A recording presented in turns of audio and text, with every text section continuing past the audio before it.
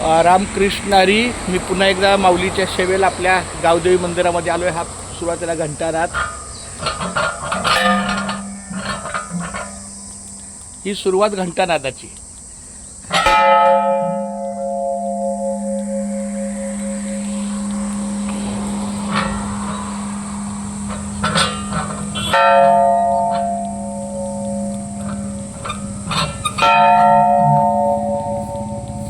रामकृष्ण हरी. काका महाराज रामकृष्ण हरी. आमचे हे लक्ष्मण काका अतिशय फार उत्तम सेवा करतात, माऊलीची सेवा. एकदा फक्त बोला मला रामकृष्ण हरी. बोला राम. नको क्षटविना बरा. काय माऊली असं करताय तुम्ही? सगळं बरं आहे तुमची. हे बघा ही सेवा अशी चालू आहे छानपैकी.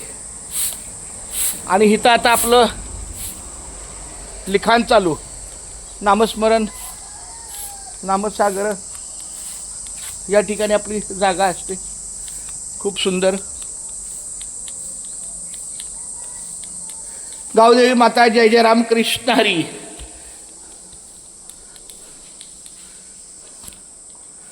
पुन्हा एकदा गावदेवीच्या सेवेला.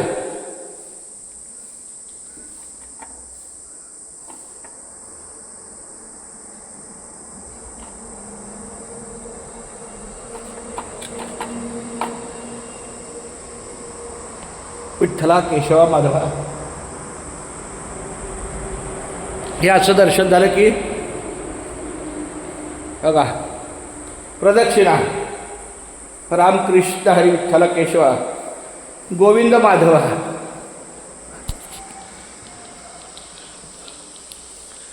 आता ही खुर्ची घ्यायची.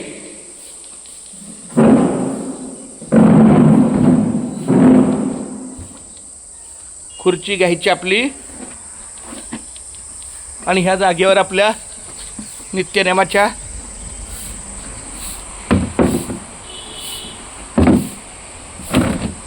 इथं आपलं लेखन असतं. रामकृष्ण हरी करायचं.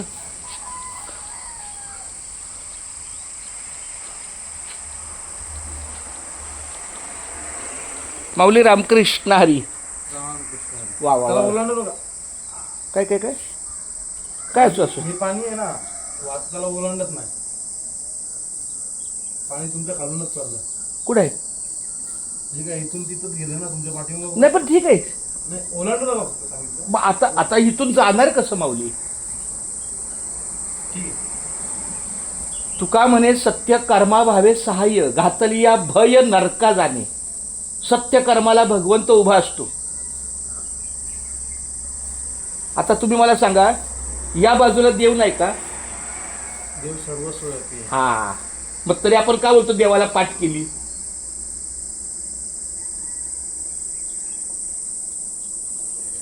फार सुंदर माऊली राम. नाही म्हणजे तसं ना काय, शेवटी ते आकाशात पतितम तोयम यथा गच्छती सागरम सर्व देव नमस्कार हा केशवम प्रति गच्छती. आता ह्याच्यातलं पाणी हे फक्त जाण्यासाठी तो मार्ग आहे. लक्षात आलं का? मी तुम्हाला काय प्रत्युत्तर नाही केलं, पण अशा भोळ्या भाबड्या समजुतीमध्ये नका जगू. सद्भावनेनं पूजा करा, तीच पोचते.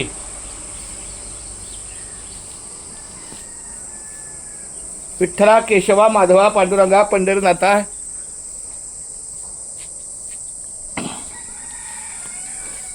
पूजा करता करता एक उदाहरण सांगतो. एक कीर्तनकार कीर्तन करत असतो.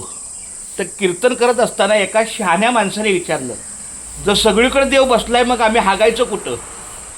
कारण संडास तर जमिनीवरच करायचं असतं ना. आणि सगळीकडे भगवंताचं वाचतोय, कारण चराचरी भगवंताचं स्वरूप आहे. जळीस्थळी काष्टी पाशाळी. तेव्हा कीर्तनकार त्याला असं उत्तर दिलं, ज्या मुखात हरिनाम नाही ती तुझी संडासची जागा आहे. तू जमिनीवर संडास करायची ही फक्त नाममात्र आहे.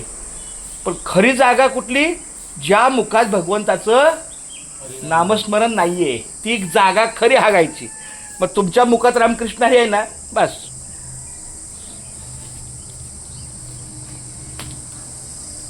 खूप छान माऊली रामकृष्ण हरी. अजून एक उदाहरण सांगतो. मी राग नका मानू. पूजा करताना सगळं भगवंताला अर्पण. आता तुम्ही पाणी वाहिलं, बरोबर आहे. पाण्याची निर्मिती कुणी केली? भगवंतानीच. शक्ती नुसतं निसर्ग. फुलं वाहिली, फुलं कुठून आणली? त्यांनी दिलेली. हां, हार आणला, कपडा वाहिला, सगळं वाहिलं. म्हणजे त्याचंच त्याला द्यायचं, त्याचंच त्याला द्यायचं, म्हणायचं मी वाहिलं. म्हणजे तुमच्या घरातल्या बायकोंनी तुमच्याच खिशातले पैसे महिन्याला घ्यायचे आणि दिवसाला म्हणायचं हे तुम्हाला खर्चायला ठेवा, हे तुम्हाला खर्चायला ठेवा. म्हणजे तुमचेच पैशांनी तुम्हाला थोडं थोडं थोडं द्यायचं. तर दृष्टांत असा आहे, भगवंताने सांगितलं मी जे निर्माण केलं नाही ते तू माझ्या चरणाला ठेव. भगवंताने काय दृष्टांत दिला? जे मी निर्माण केलेलं नाही ते माझ्या चरणाशी ठेव. आता ही सगळी सृष्टी भगवंतानं बनवलेली आहे निसर्गाच्या माध्यमातली.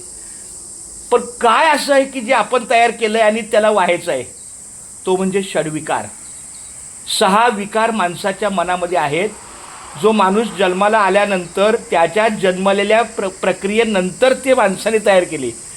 काम, क्रोध, लोभ, मोह, माया, मत्सर हा विकार तुम्ही घालवा. मी कधीच देवाला पाणी घालत नाही, माझ्याकडून होत नाही ते. मी कधीच कुठलं फूल देवाला अर्पण करत नाही, कारण माझ्याकडून ते होत नाही. पण आपल्यामध्ये असलेले विकार ते घालवणं गरजेचं आहे असं. त्यामुळं राग नका मानू. आता हे परत कधी असं कोणाला डावलू नका असं की अरे अरे पाणी चाललंय वळडू नका. शेवटी ते पाणी आहे, मार्ग आहे. रामकृष्ण हरी. बाकी काय नाही. देवा काय चुकलं असलं क्षमा असावी. नाही काय. ह्यालाच कर्मकांड म्हणतात. कांडामध्ये आपण अडकलो. खूप छान माऊली. रामकृष्ण हरी.